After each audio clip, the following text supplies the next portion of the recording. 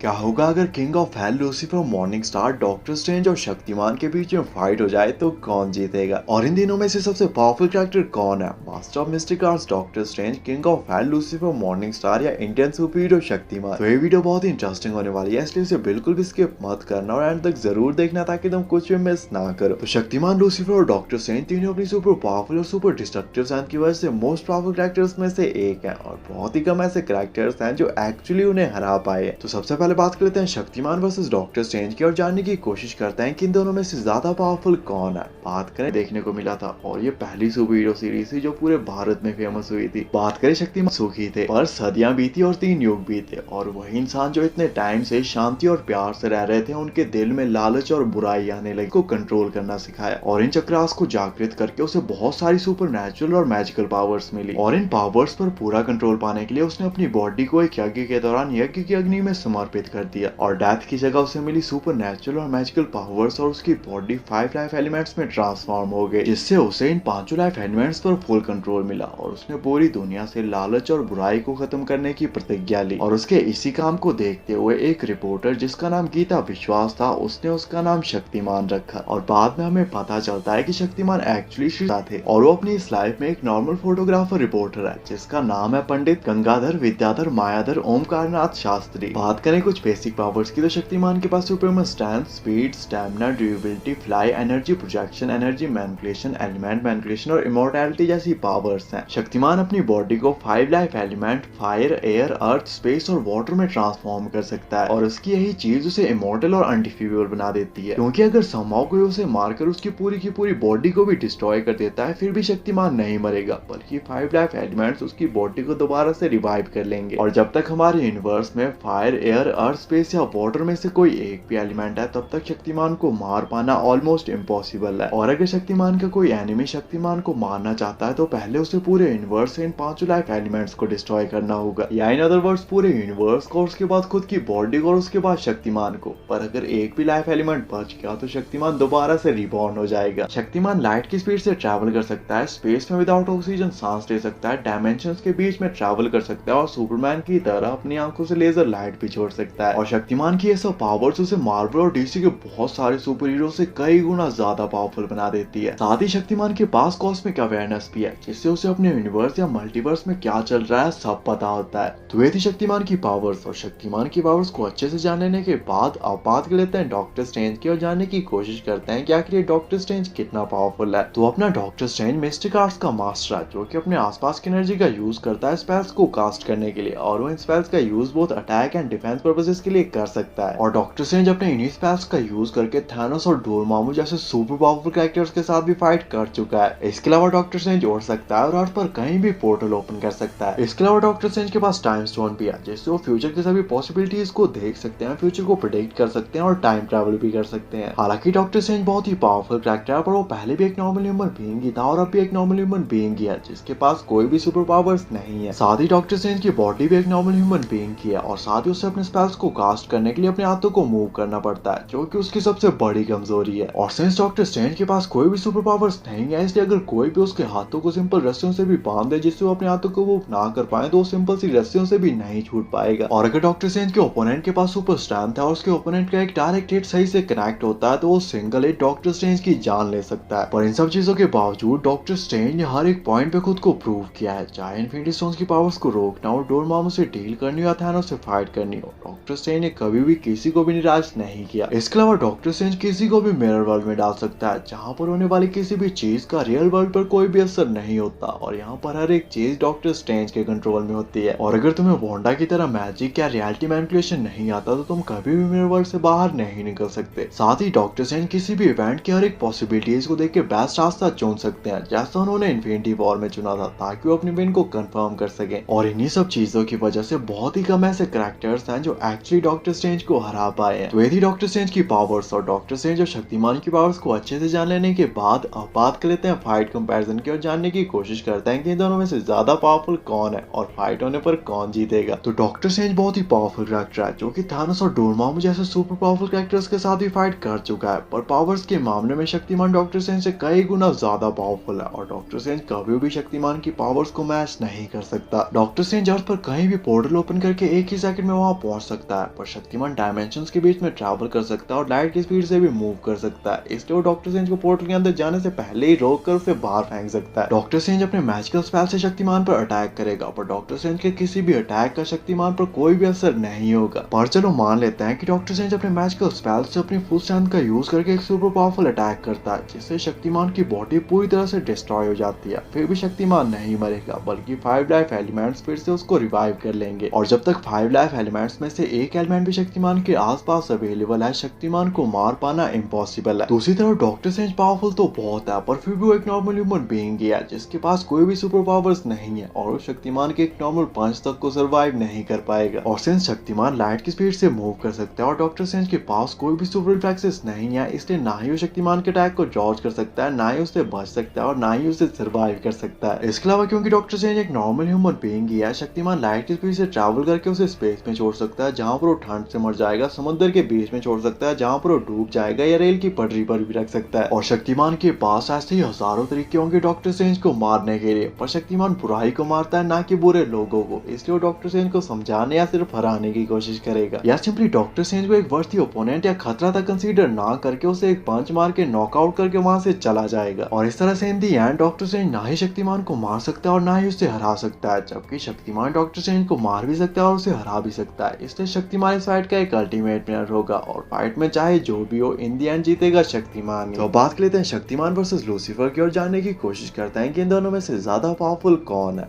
बात करें लूसीफर की, तो लूसीफर का पूरा नाम लूसीफर मॉर्निंग स्टार है, जो कि गॉड की फर्स्ट और ग्रेटेस्ट क्रिएशन है, इसलिए गॉड ने उसे ऑलमोस्ट परफेक्ट बनाया था, और वो सबसे पावरफुल एंजल है। लूसीफर स्टार्टिंग में एक एंजल ही था और वो बाकी एंजल्स के साथ हेवन में ही जाता था, पर बाद में उसे गॉड ने वहां से निकाल कर हेल का रूलर बना दिया, जिसके बाद वो बना किंग ऑफ हेल, और यहीं से उसे उसके डेविल और सैटन जैसे नाम मिले। लूसीफर गॉड की फर्स्ट और ग्रेटेस्ट क्रिएशन था, इसलिए वो सबसे पावरफुल एंजल है, जिसके पास बहुत सारी गॉडली पावर्स भी हैं, और वो पावर्स के मामले में ऑलमोस्ट गॉड के ही बराबर पावरफुल है। पर टाइम के साथ चीजें चेंज हुई और गॉड ने उसे हेवन से निकाल कर हेल भेज दिया, जिसके बाद वो बना king of hell, demon lord, devil. बात करें लूसीफर की पावर्स की, तो लूसीफर के पास godly strength, speed, stamina, durability, fly और इमॉर्टैलिटी जैसी पावर्स हैं। और गॉडली पावर्स को तुम सुपरमैन पावर से बिल्कुल भी कंपेयर मत करना, क्योंकि इन दोनों में बहुत ज्यादा डिफरेंस है। लूसीफर के पास इमेंसिव स्ट्रेंथ है, और वो अगर अपनी फुल स्ट्रेंथ का यूज करे तो वो अपने एक ही अटैक में पूरे के पूरे यूनिवर्स तक को डिस्ट्रॉय कर सकता है, और बहुत ही कम ऐसे कैरेक्टर्स हैं जो एक्चुअली उसकी पावर्स को मैच कर सकते हैं। लूसीफर के पास गॉडली स्पीड है, और वो किसी भी सर्वाइविंग बीइंग से ज्यादा फास्ट है, जो कि with in a blink of I hello या हेवन में पहुंच सकता है। लूसीफर बहुत ही ज्यादा ड्यूरेबल है, और उस पर अर्थ या किसी भी दूसरे प्लेनेट की वेपन्स का कोई भी असर नहीं होता, और उसको मारना या हार्म करना सिर्फ हेल या हेवन के वेपन से ही पॉसिबल है। लूसीफर के पास सुपर हीलिंग और रीजनरेशन की भी पावर है, जिससे वो अपने किसी भी बॉडी पार्ट को दोबारा से रीग्रो कर सकता है। साथ ही उसके पास कॉस्मिक अवेयरनेस भी है, जिससे उसे उसके यूनिवर्स या मल्टीवर्स में क्या चल रहा है सब कुछ पता होता है। लूसीफर एंटमैन की तरह अपने साइज को छोटा बड़ा कर सकता है, हेल फायर को मैनिपुलेट कर सकता है, डायमेंशंस के बीच में इजीली ट्रैवल कर सकता है, और मरे हुए लोगों को दोबारा से जिंदा भी कर सकता है। और अगर तुम्हें ये भी कम लग रहा है, तो लूसीफर किसी की भी बॉडी से उसकी सोल को निकाल सकता है, डीमंस और एंजल्स के साथ कम्युनिकेट कर सकता है, और टाइम को भी फ्रीज कर सकता है। लूसीफर जीनस लेवल इंटेलिजेंट है, और वो जैसे अपनी डेमन वाली फॉर्म में जाता है, उसकी पावर्स और भी कई गुना बढ़ जाती हैं, क्योंकि वो उसकी ट्रू फॉर्म है, और वो इसमें लोगों की डीपेस्ट और डार्केस्ट डिजायर्स का भी पता लगा सकता है, उन्हें इल्यूजन सिखा सकता है, और उन्हें हेल में भी ट्रैप कर सकता है। वैसे तो लूसीफर के पास और भी बहुत सारी पावर्स हैं, लेकिन अगर हम उन सबके बारे में बात करेंगे तो वीडियो बहुत लंबी बन जाएगी और उसे कोई नहीं देखेगा, इसलिए फिलहाल के लिए इतनी बहुत है। और लूसीफर आज तक सिर्फ एक बैटल हारा है, जब सभी एंजल्स ने मिलकर उसे हेवन से निकाला था। तो ये थी लूसीफर की पावर्स, और लूसीफर और शक्तिमान की पावर्स को अच्छे से जान लेने के बाद अब बात कर लेते हैं फाइट कंपैरिजन की, और जानने की कोशिश करते हैं कि इन दोनों में से ज्यादा पावरफुल कौन है और फाइट होने पर कौन जीतेगा। तो लूसीफर बहुत ही पावरफुल कैरेक्टर है, जो कि पहले एक एंजल था और अब डीमन लॉर्ड डेविल है, जिसके पास बहुत सारी गॉडली पावर्स भी हैं। जबकि दूसरी तरफ शक्तिमान एक नॉर्मल ह्यूमन बीइंग था, और अब भी वही है, बस कुछ सुपरनेचुरल पावर्स के साथ, जो कि उसे कुंडलिनी योगा से मिली है। लूसीफर लाइट की स्पीड से ट्रैवल कर सकता है, और उसको मारना या हार्म करना सिर्फ हेल या हेवन के वेपन से ही पॉसिबल है। जबकि दूसरी तरफ शक्तिमान भी लाइट की स्पीड से ट्रैवल कर सकता है, पर उसे मारना या हार्म करना हेल या हेवन के वेपन से भी पॉसिबल नहीं है, क्योंकि अगर लूसीफर शक्तिमान की बॉडी को हेल या हेवन की वेपन या हेल फायर से कंप्लीटली डिस्ट्रॉय भी कर देता है, फिर भी शक्तिमान नहीं मरेगा, बल्कि 5 लाइफ एलिमेंट्स उसको फिर से रिवाइव कर लेंगे। लूसीफर बहुत ही पावरफुल कैरेक्टर है, जो कि अपने एक अटैक में पूरे के पूरे यूनिवर्स तक को डिस्ट्रॉय कर सकता है, पर इसका भी शक्तिमान पर ज्यादा कुछ असर नहीं होगा, क्योंकि वो तब तक नहीं मर सकता जब तक 5 लाइफ एलिमेंट्स में से एक भी उसके